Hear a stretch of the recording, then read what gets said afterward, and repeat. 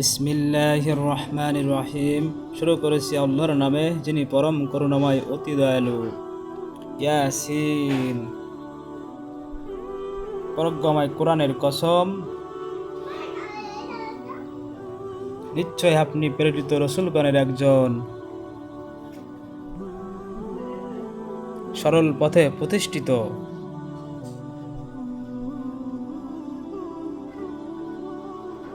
কোরআন প্রজ্ঞাশালী পরম দয়ালু আল্লাহর তরফ থেকে অবতীর্ণ, যাতে আপনি এমন এক জাতিকে সতর্ক করেন যাদের পূর্বপুরুষগণকেও সতর্ক করা হয়নি, ফলে তারা গাফেল।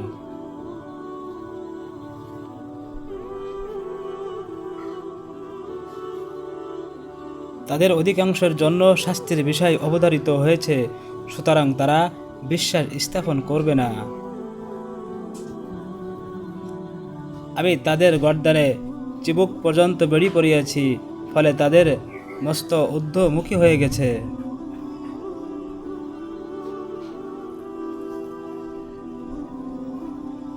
আমি তাদের সামনে ও পিছনে প্রাচীন স্থাপন করেছি, অতঃপর তাদেরকে আবৃত করে দিয়েছি, ফলে তারা দেখে না।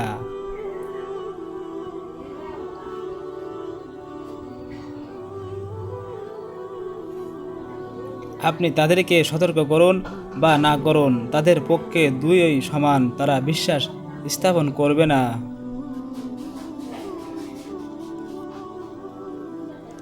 আপনি কেবল তাদেরকেও সতর্ক করতে পারেন যারা উপদেশ অনুসরণ করে এবং দোয়ামে আল্লাহকে না দেখে ভয় করে, অতঃপর আপনি তাদেরকে সুসংবাদ দিয়ে দিন ক্ষমা সম্মানজনক পুরস্কারে।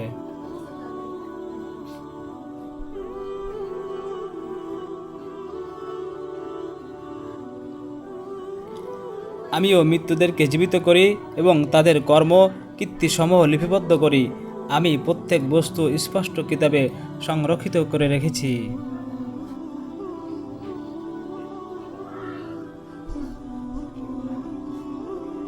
আপনি তাদের কাছে যে জনপদে অধিবাসীদের দৃষ্টান্ত বর্ণনা করুন, যখন সেখানে রসূল আগমন করেছিলেন।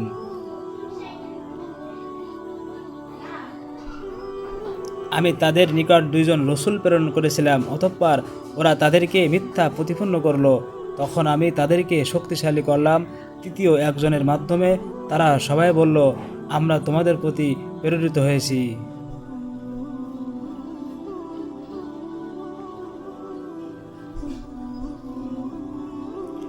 তারা বলল, তোমরা তো আমাদের মতোই মানুষ, রহমান আল্লাহ কিছুই নাজিল করেনি, তোমরা কেবল মিথ্যা বলে যাচ্ছ।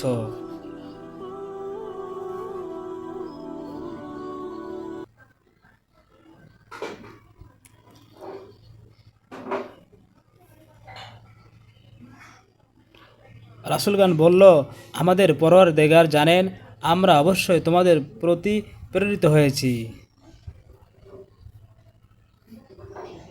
পরিষ্কারভাবে আল্লাহর বাণী পৌঁছায় দেওয়াই আমাদের দায়িত্ব। তারা বলল, আমরা তোমাদেরকে অশুভ অকল্যাণ দেখেছি, যদি তোমরা বিরত না হও তবে অবশ্যই তোমাদেরকে পুরস্কার বর্ষে হত্যা করব এবং তাদের পক্ষ থেকে তোমাদের যন্ত্রণাদায়ক শাস্তি স্পর্শ করবে।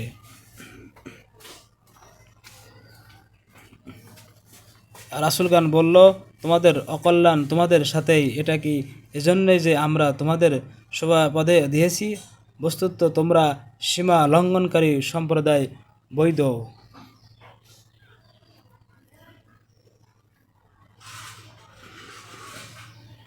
অতঃপর শহরের প্রান্তভাগ থেকে এক ব্যক্তি দৌড়ে এলো। সে বলল, হে আমার সম্প্রদায়, তোমরা রসূলগণ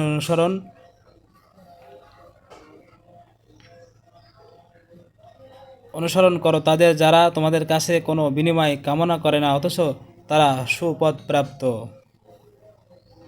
আমরা কি হলো যে যিনি আমাকে সৃষ্টি করেছে এবং যার কাছে তোমরা পরিবর্তিত হবে, আমি তার ইবাদত করব না?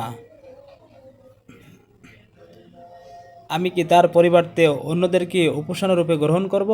করুণাময়, যদি আমাকে কষ্ট নিপতিত করতে হয়, তবে তাদের সুপারিশ আমার কোনোই কাজে আসবে না এবং তারা আমাকেও রক্ষা করতে পারবে না।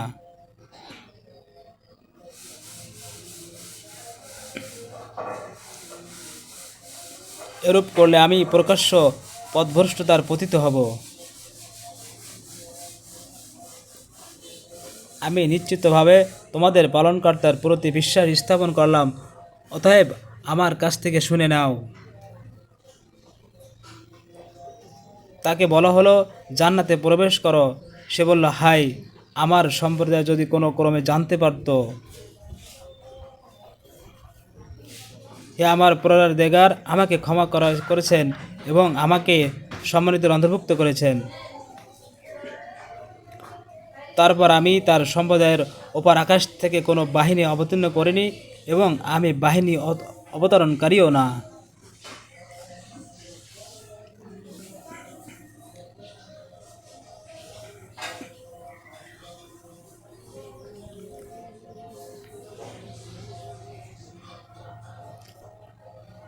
এই ছিল এক মহাদান।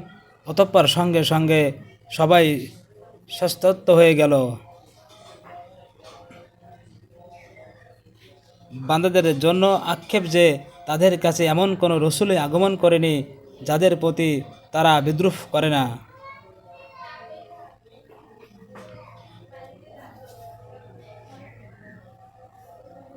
তারা কি প্রত্যেক করে না, তাদের পূর্বে আমি কত সম্প্রদায়কে ধ্বংস করেছি যে তারা তাদের মধ্যে আর ফিরে আসবে না। ওদের সবাইকে সমবেত অবস্থায় আমার দরবারে উপস্থিত হতেই হবে।